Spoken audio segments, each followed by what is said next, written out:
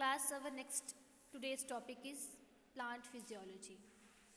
आज plant physiology के बारे में हम पढ़ेंगे कि किस तरह से ट्रांसपोर्ट होता है प्लांट्स में पानी और खाना, means how the transport of food and water takes place in plants.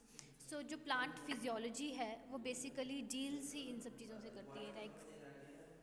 Plant physiology का मतलब भी यही है कि जितने भी लाइफ प्रोसेसेस हैं प्लांट्स के अंदर, किस तरह पानी ट्रांसपोर्ट हो रहा है, किस तरह फूड बन रहा है. जाइलम कंपोनेंट्स जो है वो वाटर की सप्लाई करेगा, फ्लोएम कंपोनेंट जो है वो फूड की सप्लाई करेगा, किस तरह फोटोसिंथेसिस हो रही है, प्लांट्स में किस तरह रेस्पिरेशन हो रही है.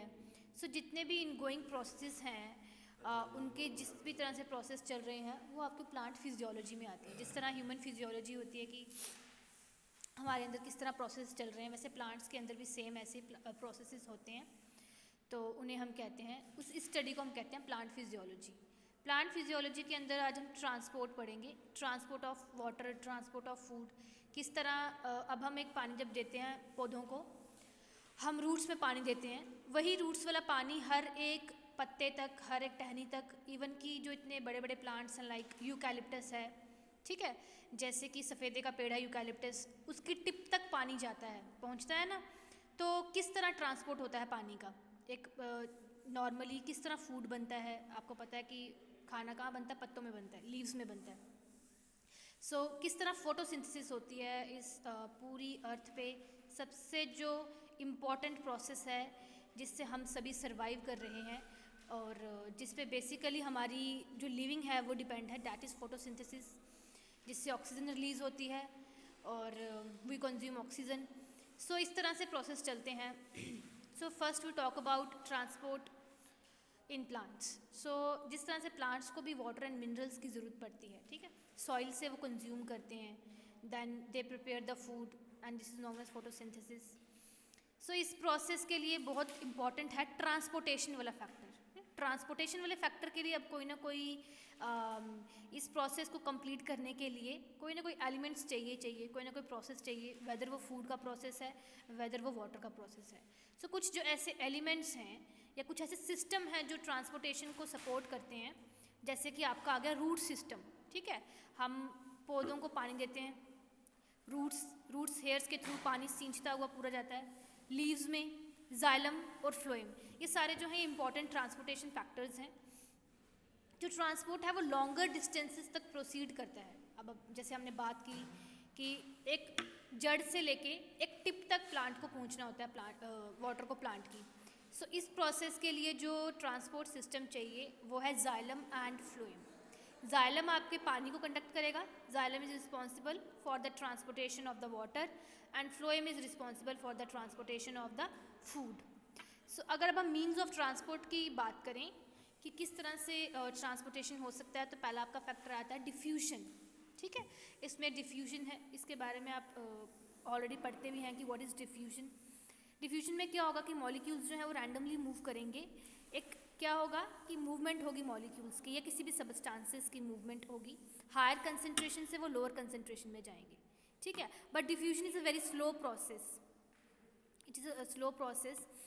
सो डिफ्यूजन रेट जो है वो ग्रेडियंट कंसनट्रेशन से भी इफेक्ट होगा. देन उसके बाद परमिबिलिटी ऑफ द मेम्ब्रेन, ठीक है, सेल मेम्ब्रेन कितनी परमिएबल है या नहीं है. Permeable means which allows the solutes and the solvents की पासेज को जो अलाउ करती है. टेम्परेचर एंड प्रेशर से भी इफेक्टेड होगी. Then we have a special type of diffusion known as facilitated diffusion. Facilitated diffusion में क्या होता है, जैसे कि नॉर्मली हमने पढ़ा कि डिफ्यूजन में क्या है कि जितने भी आपके मॉलिक्यूल्स हैं वो रैंडमली मूव करते हैं from higher to lower concentration. But जो फैसिलिटेटेड डिफ्यूजन होगी इसमें कुछ स्पेशल प्रोटीन्स कंपोनेंट्स ऐड हो जाएंगे आपके, जो सबस्टांसेस को मूव करने में हेल्प करेंगे और इसमें आपकी एटीपी एनर्जी का भी यूटिलाइजेशन नहीं होता, ठीक है. सो फैसिलिटेटेड डिफ्यूजन में क्या होगा, नेट जितनी भी ट्रांसपोर्ट होगी मॉलिक्यूल्स की वो लो टू हाई कंसनट्रेशन में होगी, ठीक, लो टू हायर कंसनट्रेशन में होगी. सो फैसिलिटेटेड डिफ्यूजन जो है वो काफ़ी स्पेसिफिक है, ये मॉलिक्यूल्स को अलो करती है या फिर सेल्स को अलो करेगी ताकि ये सबस्टांसेस को सेलेक्ट करें, ठीक है, सेलेक्ट करके देन उनके अपटेक के लिए ये उनको हेल्प करें. It is also affected by and very sensitive to inhibitors, जो कि प्रोटीन्स की रिएक्शन को इनहिबिट करेंगे। उससे भी ये, क्योंकि सारा मसला प्रोटीन्स का ही है, स्पेशल प्रोटीन्स हैं जो डिफ्यूजन को फैसिलिटेट कर रहे हैं, that why it is known as facilitated diffusion. And facilitated diffusion basically उन सबस्टांसेस को ज़्यादा हेल्प करती है डिफ्यूज़ होने के लिए that have hydrophilic moiety, means कि जो हाइड्रोफिलिक है, ठीक है, that love for the hydrophilic, आपको पता ही है, that have a strong affinity for the water, ठीक है, एंड हाइड्रोफिबिक जो वाटर के साथ अटैच नहीं होती। Then the protein forms channels in the membranes, ठीक है, ये प्रोटीन्स क्या करेंगे, चैनल्स बनाएंगे मेम्ब्रेन्स में, एंड ताकि मॉलिक्यूल्स पास हो सकें। कुछ चैनल्स जो हैं वो हमेशा ओपन रहते हैं, कुछ जो हैं वो कंट्रोल रहते हैं। सो कुछ जो है वो काफ़ी बड़े होते हैं और अलाउ कर देते हैं कि उनसे मॉलिक्यूल्स पास हो सकें, ठीक है। सो पोरिन्स या एक्वापोरिन्स कह लीजिए, ऐसी प्रोटीन्स होती हैं जो लार्ज पोर्स फॉर्म करेंगे मेम्ब्रेन्स के बाहर, ठीक है। एक्वापोरिन्स टाइप की स्पेशल प्रोटीन्स प्रेजेंट रहती हैं मेम्ब्रेन्स के बाहर जो अलाउ करती हैं, और एक तरह से पोरिन्स पोर्स फॉर्म करती हैं, सुराख बनाती हैं ताकि वो आराम से पासेज हो सके, उनका मॉलिक्यूल्स का पासेज हो सके, ठीक है। इसके हिसाब पे दो तरह के अगर हमारे पास प्रोसेसेस हैं, लाइक पैसिव में आपके आ जाएंगे सिम्पोर्ट्स एंड एंटीपोर्ट्स। कुछ कैरियर या ट्रांसपोर्ट प्रोटीन्स आप समझते ही हैं। कुछ कैरियर्स एंड प्रोटीन्स क्या करेंगे, डिफ्यूजन को अलो होने देंगे, means they will facilitate the diffusion, but उनके मॉलिक्यूल्स, उनमें दो मॉलिक्यूल्स प्रेजेंट होने चाहिए। लाइक अगर सिम्पोर्ट की बात करें तो इसमें क्या होता है कि दोनों के दोनों मॉलिक्यूल्स ट्रांसपोर्ट होते हैं मेम्ब्रेन के क्रॉस, बट उनकी डायरेक्शन सेम होगी। लाइक अगर हम इस डायग्राम में देखते हैं, ये ए मॉलिक्यूल है, ये बी मॉलिक्यूल है, ये सिम्पोर्ट है, दोनों की डायरेक्शन सेम है। दोनों मॉलिक्यूल्स क्या हैं कि ये मेम्ब्रेन है, आप पढ़ रहे हैं ना, ये मेम्ब्रेन है, और ये जो आप सर्कल्स देख रहे हैं कैरियर प्रोटीन है। कैरियर प्रोटीन दोनों मॉलिक्यूल्स यानी कि ए और बी को सिम्पोर्ट के केस में लेके जा रही है, पर उनकी डायरेक्शन सेम है, दोनों के एरो आगे को हैं, ठीक है। देन वी हैव एंटीपोर्ट्स में क्या होगा कि दोनों के दोनों मॉलिक्यूल्स मूव करेंगे बट वो डायरेक्शन ऑपोजिट होगी। लाइक एंटीपोर्ट में देखिए, ए साइड है, बी साइड है, ये मेम्ब्रेन है। एंटीपोर्ट में क्या होता है कि डायरेक्शन ऑपोजिट होती है। देन वी हैव यूनिपोर्ट में क्या होता है कि कोई एक मॉलिक्यूल, जब एक मॉलिक्यूल मेम्ब्रेन को क्रॉस करेगा इंडिपेंडेंटली बाकी मॉलिक्यूल से, उसको फ़र्क ही नहीं पड़ रहा है कि दो हैं या एक है, या वो सीधा जा रहा है या अपोजिट डायरेक्शन है या सेम डायरेक्शन है, ठीक है, उसे हम यूनिपोर्ट कहेंगे। जैसे आप पहले देख लीजिए, ये इंडिपेंडेंटली आगे को मूव कर रहा है। Then we have active transportation क्या होता है, ये एनर्जी का यूज़ करता है ट्रांसपोर्ट करने में, ठीक है। इट यूजेस एनर्जी, और पंप मॉलिक्यूल्स यूज़ करते हैं अगेंस्ट ए कंसंट्रेशन ग्रेडियंट। कोई ऐसी चीज़ जो कंसंट्रेशन में प्रेजेंट है, हाईली कंसंट्रेटेड, सो ये उसके लिए उस चीज़ में एनर्जी यूज़ करते हैं। सो एक्टिव ट्रांसपोर्ट जो है वो एक स्पेसिफिक मेम्ब्रेन्स कैरी करती हैं, स्पेसिफिक मेम्ब्रेन प्रोटीन्स होती हैं, and that uses energy and pump the molecules.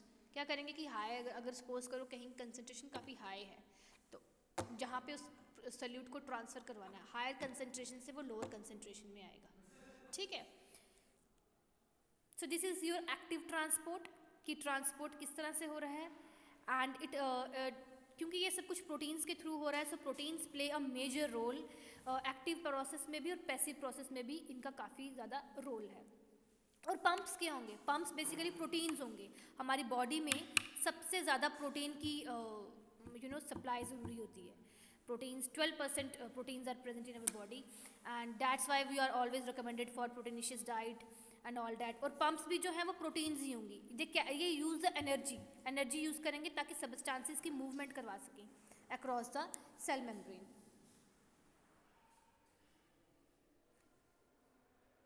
इस तरह से प्रोसेस चलता है, वेदर वो एनिमल्स के केस में हो और वेदर वो प्लांट्स के केस में हो।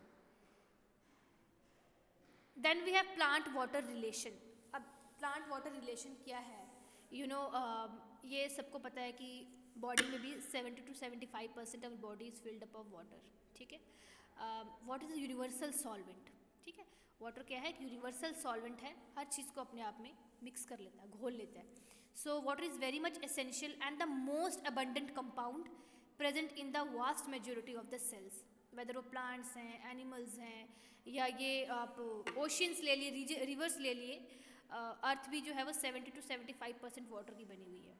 सो प्लांट वाटर रिलेशन में एक्चुअली में क्या है कि किस तरह का रिलेशन एग्जिबिट करते हैं। अब हम पौधों को पानी देते हैं, likewise when we water the plants, roots hair से जब पानी सींचता हुआ पूरा ऊपर तक जाता है, ठीक है, उधर जाइलम फैक्टर प्रेजेंट है, वो क्या करते हैं, वाटर की सप्लाई करते हैं पूरे प्लांट के एक टिप तक।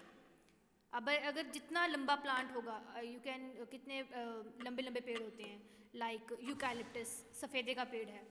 सो पानी की सप्लाई जो है वो जड़ से लेके पूरे टिप तक होती है। सो इस प्रोसेस के लिए एक बड़ा ही मजबूत सिस्टम चाहिए, like vascular system, xylem and phloem, और फूड की सप्लाई भी होनी चाहिए। So it shows the plant water relation, and near about 60 to 90% जो सेल कंटेंट है वो वाटर में है, वो दो तरह से बनता है, एक फ्री और एक बाउंड, ठीक है।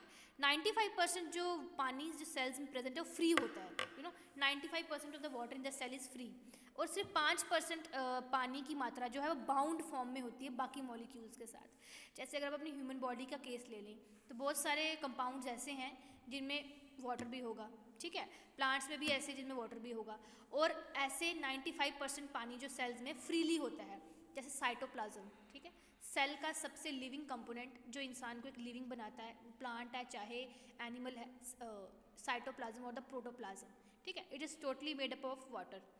सो वाटर मॉलिक्यूल्स जो हैं काफ़ी स्मॉल हैं, और उनमें इतनी क्षमता होती है कि वो जो मेम्ब्रेन्स हैं, सेलुलर मेम्ब्रेन्स हैं, वहाँ से वो ईजिली पास ऑन हो जाते हैं। ये तो आपको पता ही है कि H2O it is compose of 2 atoms of hydrogen and 1 atom of oxygen, ठीक है, कोवलेंट बॉन्ड से लिंक्ड हैं।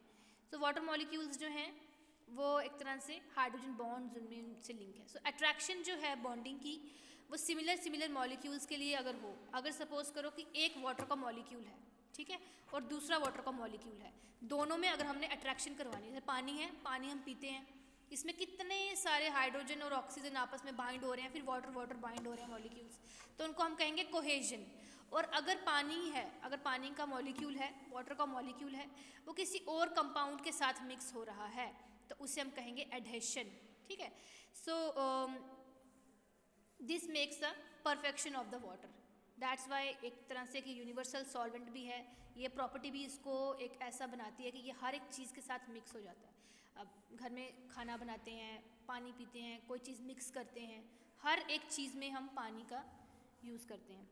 सो ये जो डायग्राम आप देख रहे हो, इसमें आप देखिए, ये बीच में ऑक्सीजन है, साइड में हाइड्रोजन है, फिर ये कैसे लिंक्ड है, दूसरे ऑक्सीजन के साथ लिंक्ड है, फिर वो आगे दूसरे हाइड्रोजन के साथ लिंक्ड है, इस तरह से क्या बन रहा है, हाइड्रोजन बॉन्डिंग बन रही है, ठीक है। Now we will talk about water potential. Water potential क्या है? पोटेंशियल आपको पता ही है, ठीक है, potentiality, ability. So water potential क्या है? इट इज़ अ पोटेंशियलिटी, एक ऐसी पोटेंशियलिटी, एबिलिटी होना किसी सोल्यूशन की to hold minimum amount of water, जितना पानी वो होल्ड कर सके, जितना पानी वो घेर सके, जितना पानी को वो एक तरह से अपने आप में बाउंड कर सके। सो इस पोटेंशियलिटी को हम कहते हैं वाटर पोटेंशियल और वाटर पोटेंशियलिटी। सो वाटर पोटेंशियल जो है वो उसको हम, ये सिंबल जो है, ये जो आप देख रहे हैं, साई का जो सिंबल होता है, इससे हम इसको डिनोट करते हैं, ठीक है। सो इसको हम बार्स में मेज़र करते हैं। सो वाटर पोटेंशियल यूजुअली क्या डिटरमाइन करता है? वाटर का फ्लो, ठीक है, किस डायरेक्शन में पानी फ्लो कर रहा है दो सेल्स के बीच, दो पास वाले जो सेल्स हैं उनमें वाटर किस गति और किस डायरेक्शन से मूव कर रहा है, it is also known as water potential, ठीक है। सो वाटर जो है वो एक हायर रीजन से, हायर वाटर पोटेंशियल रीजन से लोअर वाटर पोटेंशियल रीजन से मूव करता है। सपोज करो यहाँ पे, जैसे अब हम प्लांट्स को अगर हम पानी दे रहे हैं, वहाँ पे वाटर पोटेंशियल हाई है, सो वो मूव करता हुआ ऊपर तक जाता है, लो वाटर पोटेंशियल में।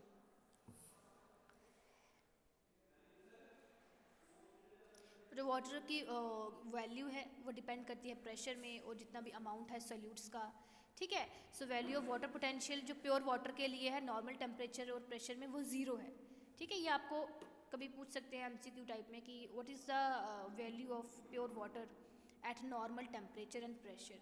बिल्कुल नॉर्मल टेम्परेचर और प्रेशर में वाटर, प्योर वाटर की क्या वैल्यू है, दैट इज 0, और ये सबसे हाईएस्ट वैल्यू है, ठीक है। Next we have transport of water. अब पानी कैसे ट्रांसपोर्ट होगा, पहले हमने पढ़ा कि मीन्स ऑफ ट्रांसपोर्ट की किस तरह हो सकता है, अब हम पढ़ेंगे कि transport of water. Protein components जो होते हैं ना, एक्वापोरिन्स बोलते हैं जिन्हें हम, वो बेसिकली हेल्प करेंगे वाटर के ट्रांसपोर्ट में, ठीक है। परमानेंटली ओपन प्रोटीनेशियस चैनल्स हैं जो मेम्ब्रेन्स के जितने भी रूट हेयर सेल्स होते हैं, आपको पता है कि रूट्स में रूट हेयर्स प्रेजेंट होते हैं, उनके सेल्स की जो मेम्ब्रेन्स है ना, ये वहाँ पे एक्वापोरिन्स जो हैं ये वहाँ पे काम करते हैं, प्रोटीनेशियस चैनल्स की तरह प्रेजेंट रहते हैं और फिर ट्रांसपोर्ट ऑफ वाटर में हेल्प करते हैं। तो 3 तरह के पॉसिबल पाथवेज हैं, जैसे कि अगर हम एपोप्लास्टिक पाथवे की बात करें, एपोप्लास्टिक पाथवे रूट जो है वो क्या करता है, वाटर सॉल्यूट्स की जो है ट्रांसपोर्ट को फैसिलिटेट करेगा किसी भी टिश्यू या ऑर्गन के अक्रॉस, ठीक है। प्लांट्स में कोई टिश्यू है, कोई ऑर्गन है, उसके थ्रू ये मूवमेंट में हेल्प करेगा।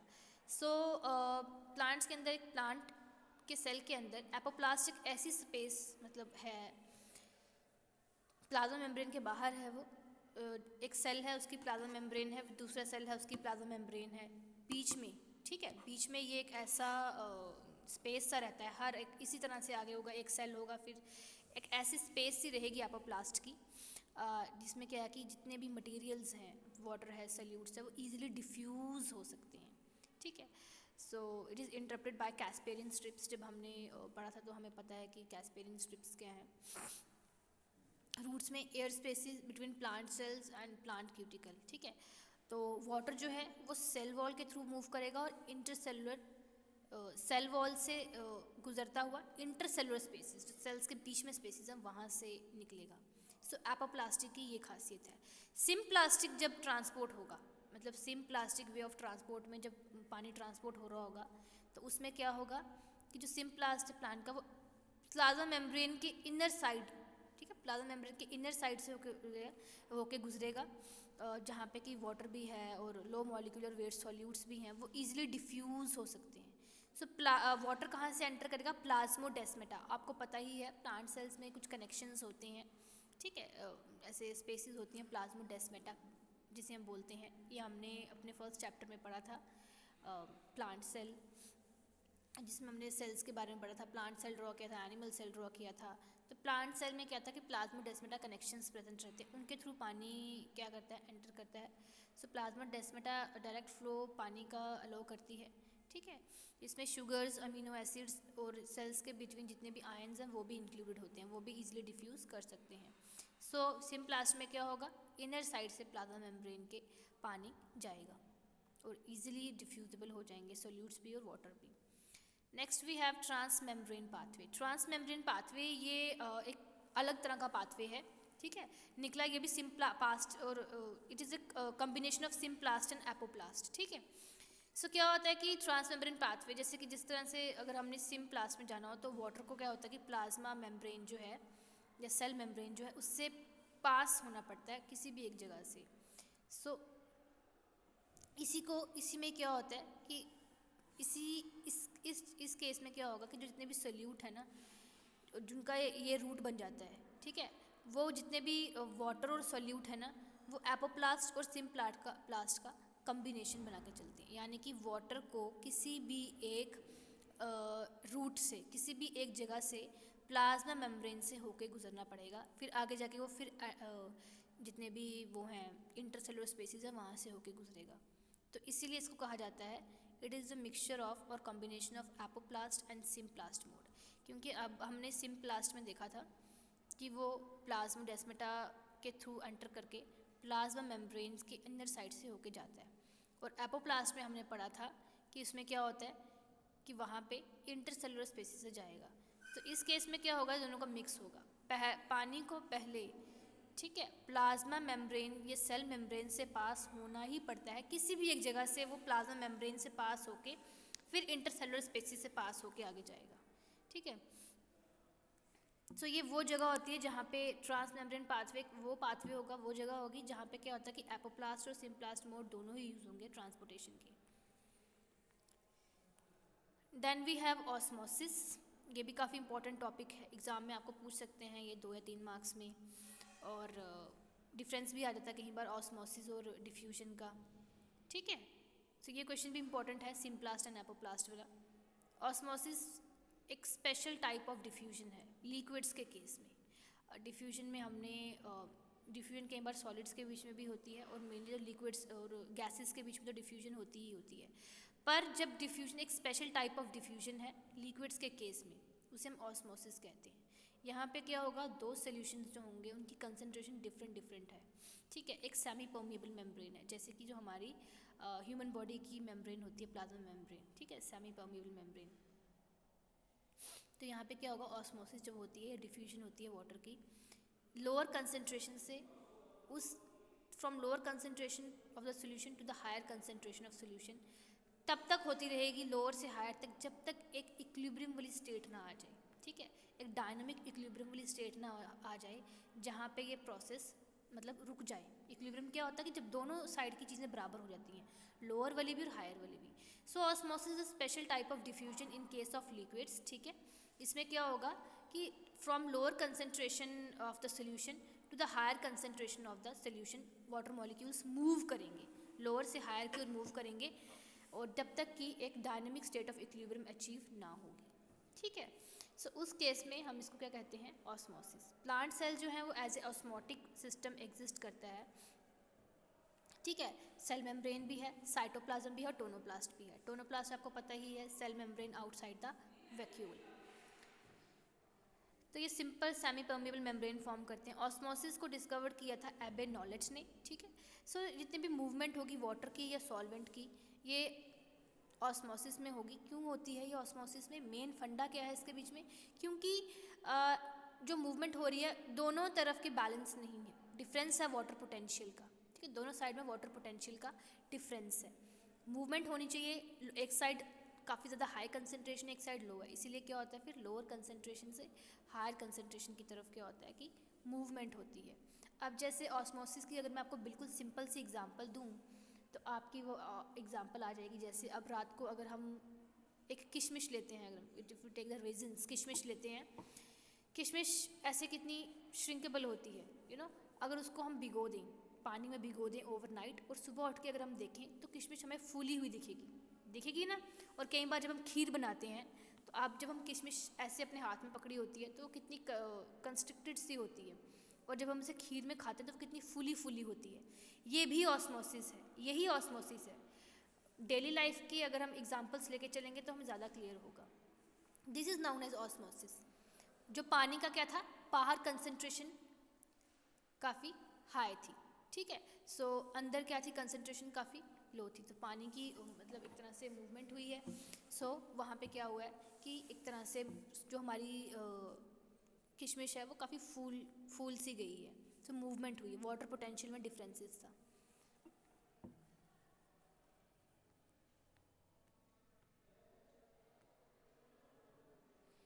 सो इसमें क्या होता है कि जो वाटर जो है मॉलिक्यूल्स जो हैं वो काफ़ी, जहाँ पे बहुत कम वाटर मॉलिक्यूल्स जो मूव करते हैं, जहाँ पे ज़्यादा एक तरह से वाटर पोटेंशियल होगा, मूव फ्रॉम सोल्यूशन मोर, जहाँ पे वाटर पोटेंशियल ज़्यादा होगा, मतलब कि मिनिमम नंबर ऑफ फ्री और एक्टिव वाटर मॉलिक्यूल्स जिसके पास ज़्यादा होंगे, वहाँ से पानी मूव करेगा जिसके पास मिनिमम नंबर ऑफ फ्री और एक्टिव मॉलिक्यूल्स इसके पास कम है, ठीक है। बाकी ऑस्मोसिस जो है वो इफ़ेक्टेड हो जाता है, जैसे अगर कंसंट्रेशन काफ़ी हाई है किसी मतलब सॉल्यूट की कंसंट्रेशन, किसी भी सॉल्यूबल सब्सटेंस पे अगर आप डालोगे तो पोटेंशियलिटी कम हो जाएगी उसकी, ठीक है। सो अगर हम बात करें मूवमेंट ऑफ वाटर की, तो 2 टाइप्स की होती हैं, like endosmosis and exosmosis. Endosmosis में क्या होगा कि जितना भी ऑस्मोटिक इनफ्लो है वाटर का वो सेल के अंदर जाएगा, अगर हम किसी सोल्यूशन में रखें जिसकी कंसंट्रेशन काफ़ी लो है, ठीक है, कंसंट्रेशन काफ़ी लो है बाकी सेल सैप से, इसलिए हम इसको एंडोस्मोसिस का मतलब पानी एंटर करेगा, ठीक है, क्योंकि हायर केमिकल पोटेंशियल होगा एक्सटर्नल सोल्यूशन का, जो हायर केमिकल एक्सटर्नल सोल्यूशन का हायर केमिकल पोटेंशियल है, बल्कि सेल सैप का जो होगा सेल का जो भी सेल आप ले रहे हैं उसका कम होगा। सो वाटर क्या होगा, डिफ्यूज़ हो जाएगा, सेल के अंदर जाएगा सेमी परमेबल मेम्ब्रेन से। अब जैसे अब हमने किशमिश की बात की है, तो किशमिश में क्या हुआ है कि पानी अंदर आया है, और किस तरह से अंदर आया है, इसकी कंसंट्रेशन, वाटर कैसे एंटर हुआ है कि हमने उसको जो भी एक तरह से किशमिश अगर हमने ली है उसे हमें पानी में भिगो के रखा है, तो पानी की मूवमेंट अंदर को हुई है। ठीक है, सो जितनी भी कंसंट्रेशन थी मतलब वाटर की, सोल्यूशन की, वो ज़्यादा थी। ठीक है, वो कम थी as compare to cell sap. Cell sap की कंसंट्रेशन ज़्यादा थी क्योंकि वहाँ पे क्या है कि कंसनट्रेटेड सोल्यूशन है, पानी कम है, बट बाहर क्या है कि कंसंट्रेशन कम है, इसीलिए कंसंट्रेशन कम से पानी अंदर को मूव किया है। ठीक है, सो केमिकल पोटेंशियल एक जनरेट हुआ है। एक्सोस्मोसिस में क्या होता है कि ऑस्मोटिक फ्लो, आउटफ्लो होता है पानी का। ठीक है, सेल श्रिंक हो जाएगा और पानी बाहर को निकल जाएगा, जैसे प्लाज्मोलिसिस में हम देखते हैं। ये कैसे होगा कि अगर हम सेल सैप को या कोई भी ऐसी चीज़ जो सेलुलर हो, उससे अगर हम एक ऐसे सोल्यूशन में रख देते हैं कि जिसकी सल्यूट कंसंट्रेशन काफ़ी हाई है। ठीक है, सल्यूट कंसंट्रेशन काफ़ी हाई है सेल सैप से ज़्यादा, मतलब कि सेल सैप में पानी ज़्यादा है। ठीक है, और कंसंट्रेशन कम है, और बाहर क्या होगा, कंसंट्रेशन ज़्यादा होगी एक्सटर्नल इन्वायरमेंट में, तो क्या होगा कि पानी आउटवर्डली मूव करेगा। जितनी हायर कंसंट्रेशन होगी सल्यूट में, एक्सटर्नल सोल्यूशन में, वो उसके केमिकल पोटेंशियल को लोअर कर देगी, जिसकी वजह से क्या होगा कि पानी बिल्कुल बाहर आ जाएगा। ठीक है, सेल सैप से बाहर आएगा।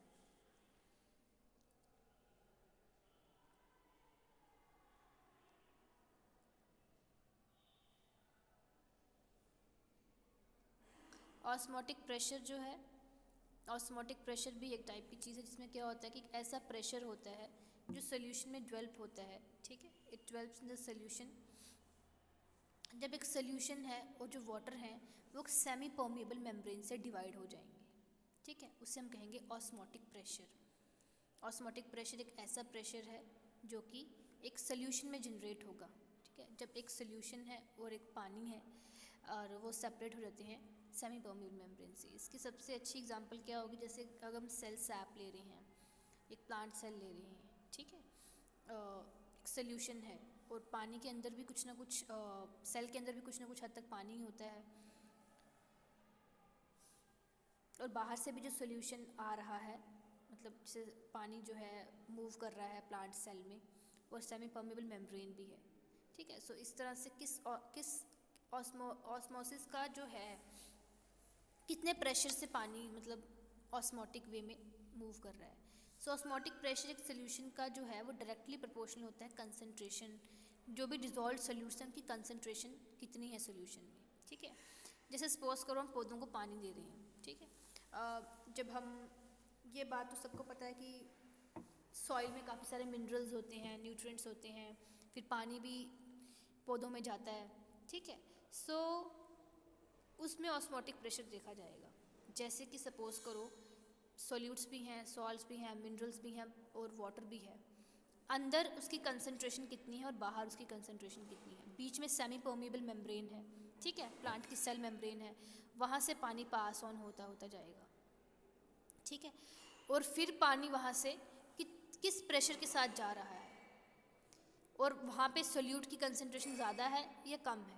जितने भी हमने सॉल्यूट्स पार्टिकल्स हैं, सपोज करो अगर पानी प्लांट्स में सोल्यूट की कंसंट्रेशन ज़्यादा है, मिनरल सॉल्ट्स न्यूट्रिएंट्स ज़्यादा है, पानी कम है, और जो सेल सैप है एक तरफ और बीच में सेमी परमेबल मेम्ब्रेन है। सो पानी कितने प्रेशर से जाएगा और किस तरह से जाएगा, इसको ही हम क्या कहेंगे, ऑस्मोटिक प्रेशर कहेंगे। ठीक है, सो ऑस्मोटिक प्रेशर जो है वो डायरेक्टली प्रोपोर्शनल है कंसंट्रेशन ऑफ डिजॉल्व सोल्यूट्स।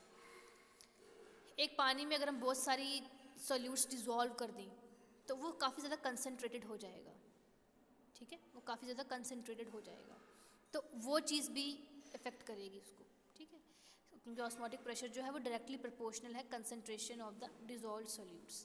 जितनी उनकी कंसंट्रेशन ज़्यादा होगी उतना ऑस्मोटिक प्रेशर भी ज़्यादा होगा। अगर सोल्यूट्स की कंसंट्रेशन ज़्यादा है पानी में, सपोज करो वाटर है, मिनरल सॉल्ट्स हैं, कंसंट्रेशन ज़्यादा है, उतना ऑस्मोटिक प्रेशर भी ज़्यादा होगा। ठीक है, और ऑस्मोटिक प्रेशर जो होता है वो हमेशा हाई होता है। ठीक है, ऑस्मोटिक प्रेशर किसी भी सोल्यूशन का हमेशा हाई होगा as compare to its pure solvent. Pure solvent वो होता है जिसमें बिल्कुल प्योरिटी हो, कोई भी सोल्यूट डिजॉल्व नहीं होगा, ठीक है। और ऑस्मोटिक प्रेशर सोल्यूशन का उसमें मे बी कुछ सोल्यूट्स डिजॉल्व हों, तो इसलिए वो काफ़ी ज़्यादा हाई होगा। अब यही मसला है कि ऑस्मोटिक प्रेशर में क्या होगा कि अगर वो कंसनट्रेटेड है काफ़ी, एक सोल्यूशन है वो काफ़ी ज़्यादा, उसमें सोल्यूट्स पार्टिकल्स हैं, वो कंसनट्रेटेड है, उस पानी को अब मूवमेंट करनी है, सो इट विल शो, उसको हायर ऑस्मोटिक प्रेशर चाहिए मूवमेंट करने के लिए, ठीक है। So this gives the idea of osmotic pressure. So आज के लेक्चर में इतना ही रखते हैं, next we will continue for tomorrow. Thanks and God bless you all.